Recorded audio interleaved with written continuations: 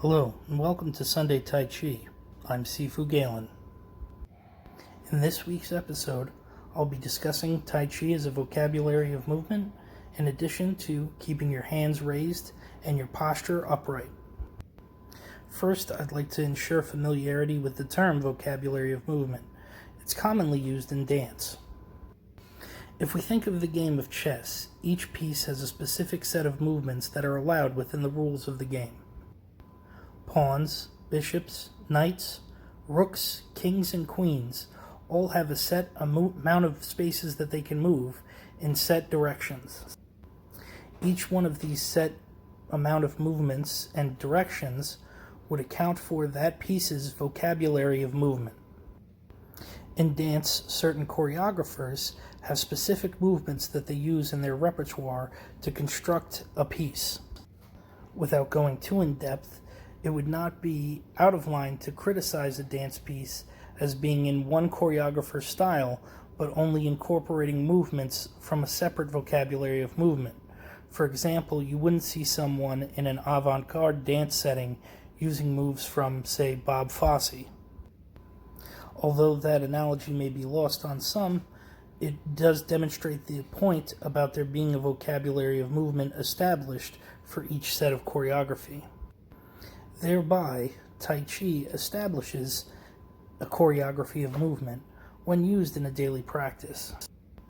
The more we rehearse the movements and the softening of the body that entails setting up the movements, the more that is established in our everyday vocabulary of movement. This also specifically relates to the posture, and if we can incorporate Tai Chi postures outside of the Tai Chi setting, it has been scientifically proven that we can change the biochemistry of our bodies. Whether it's more Pavlovian or something that the body responds to in an actual physical sense, I will not opine on because I do not know. However, what I would like to do is share some common Tai Chi phrases concerning posture in the hopes that it will help you in your practice.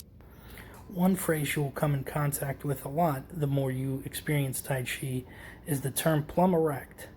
This term can be interpreted in several different ways. I will share with you the ones that I am familiar with. The term plumb erect, as I am familiar with it, is in reference to the spine. It is said that when practicing Tai Chi, one is to keep one's spine erect and vertical. There are certain movements that seem to violate this theory. However, for a baseline for many of the postures, and for the posture that we take out of Tai Chi in general, it makes a lot of sense.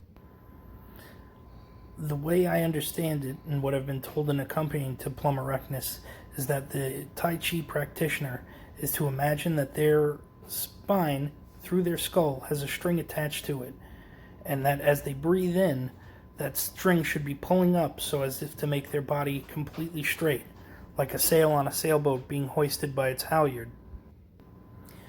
The body, as well as the hands, are to be floating, imagining yourself in warm water.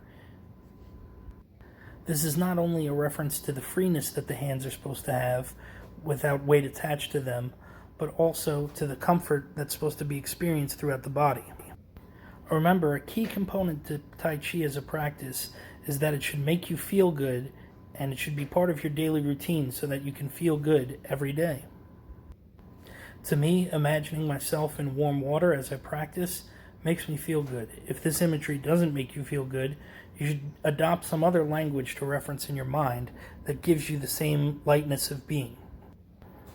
So whenever you're standing, you can always do these couple of things. You can keep your spine plumb erect, you can imagine yourself in a state of comfort, and you can keep your limbs loose.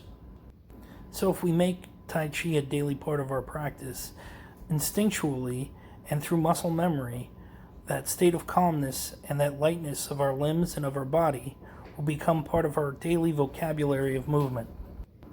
In our modern sedentary lives, it's quite possible to take on a lot of stress just from bad posture, and hopefully having Tai Chi as a regular practice will help correct that. I'd like to thank you for joining me, and as always, I appreciate your feedback. Don't forget to please like and subscribe to the channel for more Tai Chi content. For every new subscriber to this channel, $1 will be donated to charity at the end of the month. Thanks so much for watching. Hope you have a great day. Bye.